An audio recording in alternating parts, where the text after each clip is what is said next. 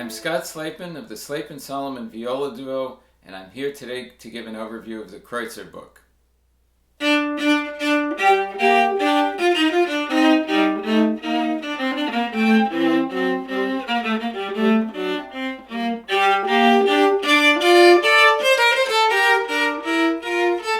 So you may think, oh, is that a Bach fugue or something? No, that's actually the last Kreutzer Etude.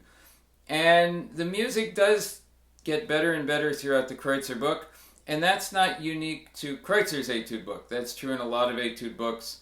Not all, but in a lot, especially ones that go from easier to harder, and not all Etude books do that.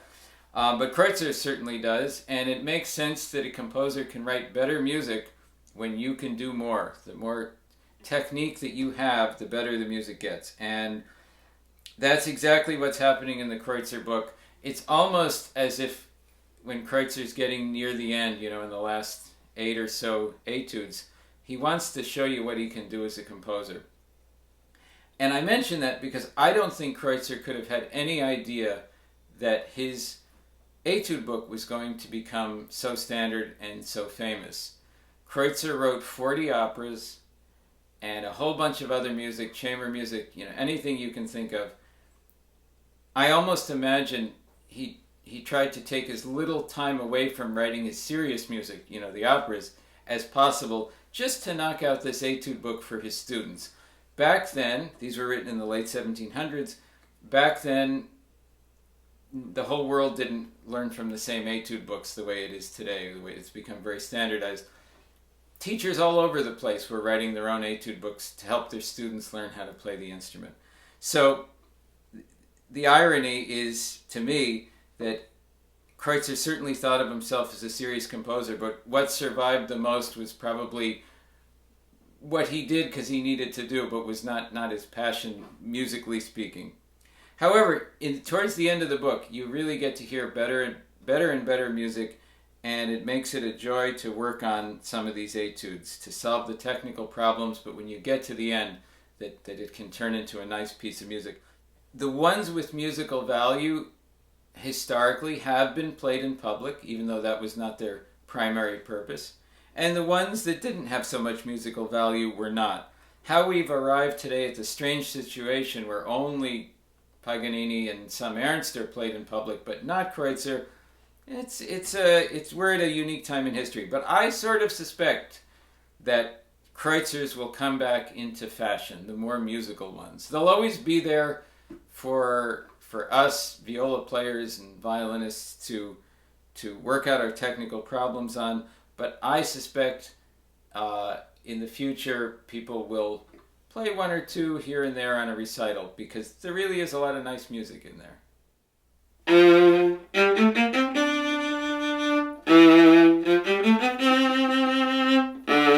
This Kreutzer Etude, number 4 in most editions, is a rare etude that deals with up-bow staccato.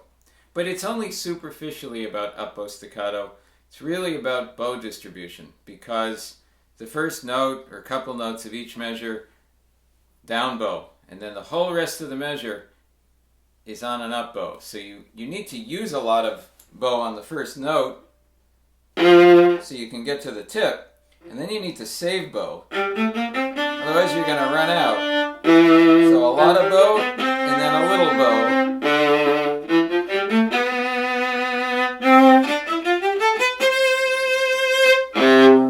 So how do you do that? Well, one trick is, if you want to use a lot of bow, go closer to the fingerboard. You can move the bow really fast out there and get a pretty good sound. And when you want to save bow but keep the same amount of volume, you want to come a little closer to the bridge, because near the bridge you can move the bow very slowly and keep a pretty loud sound. So you're going to a little bit, you can't do it too much, you have to do it subtly, but you're a little bit going to be going back and forth on the down bows, be closer to the fingerboard, and then on the up bows, closer to the bridge.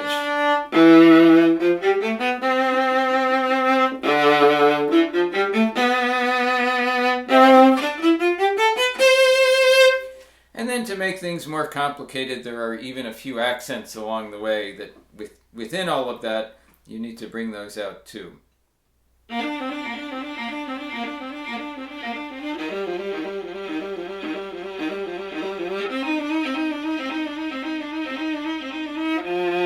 That's Kreutzer number 9 in most books.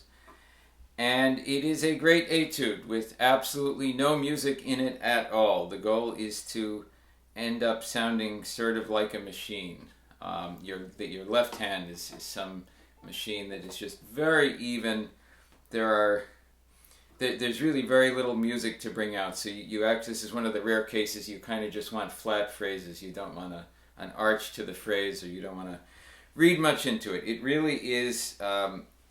it's great for the fourth finger if you ignore some of the fingerings in the viola editions where they have you start with 1, and instead if you start with 2 and do as many of these with 2, 4, 3, 4, it's a real stretch to have those whole steps in first position.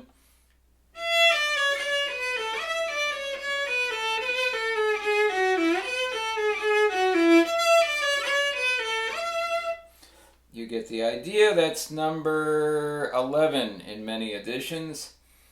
Another great etude. This actually could be a fairly nice piece of music if it had different fingerings and bowings, right? This could be a slow movement of something by Vivaldi if you played it this way.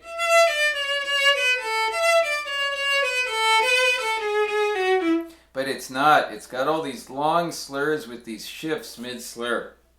Because of that, it's one of those etudes that you don't really perfect, but you go out of your way to minimize as much as possible that which is wrong with it. And what is wrong with it? Well, mid-slur, you've got to go up and find the same note.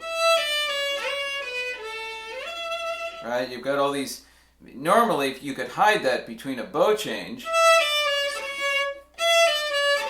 but here, there's no hiding it. And it's never going to sound as clean as the notes before the shift, because the notes before the shift, your finger is coming down onto the string the way a hammer hits a piano string.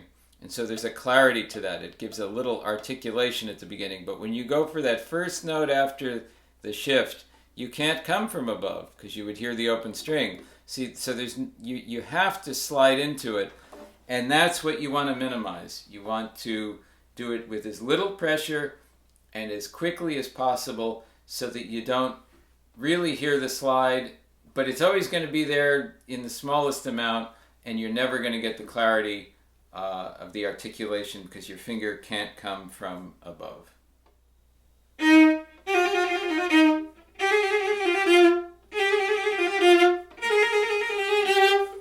And that's how Kreutzer begins a long series of trill etudes that get harder and harder, eventually trilling with every combination of fingers all over the instrument. These are some of the most useful etudes for down the road once you have finished the Kreutzer book. They're very useful to come back to because they're so thorough and exhausting if you're not exactly in shape with trills. While they're all about trills, there's actually one in the middle, which in some books is 17, some books is 18, that goes this way.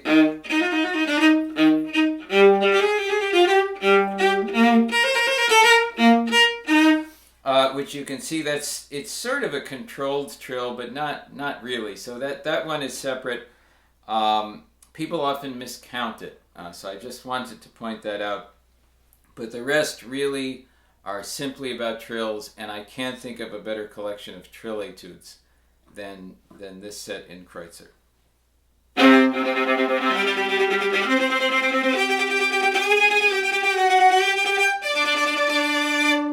That's the beginning of only 2 etudes about octaves in the Kreutzer book. They're back to back.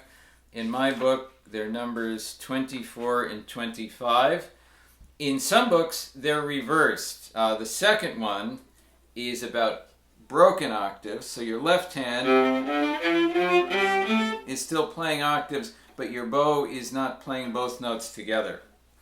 I think it's better in the order that it is in my book, where the real octaves are first and the broken octaves are second.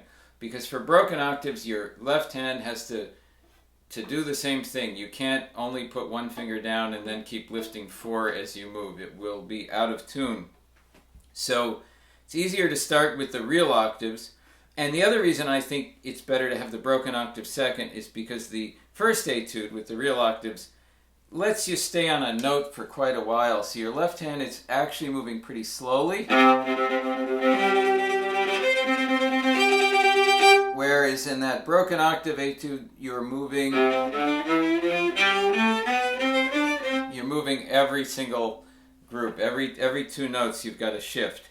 So the broken octave etude is harder.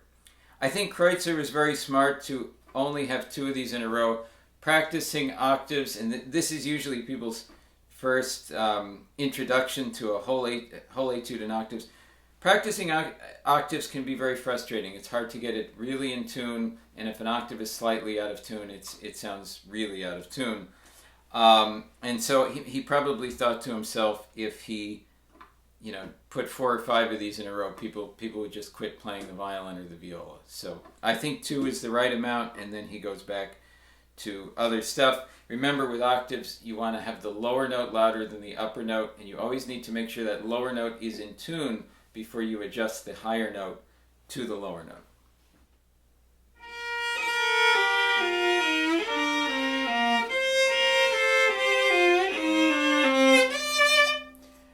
In my book, that's number 32, and it's a really difficult etude. It's all double stops, and one thing that makes it hard is while you're busy concentrating about the moving notes and where the shift is in the middle of this long slur, there's one note. It's not written as a whole note, but it sounds effectively as a whole note, even though you have to shift in the middle of it.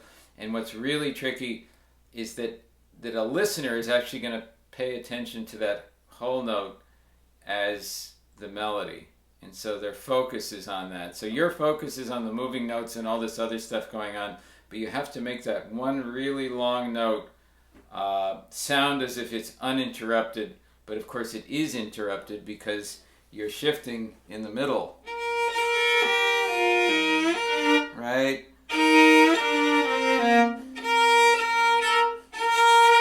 So you've got to minimize that shift as much as possible. This is another example of something that you can't really perfect. You can just minimize the problem.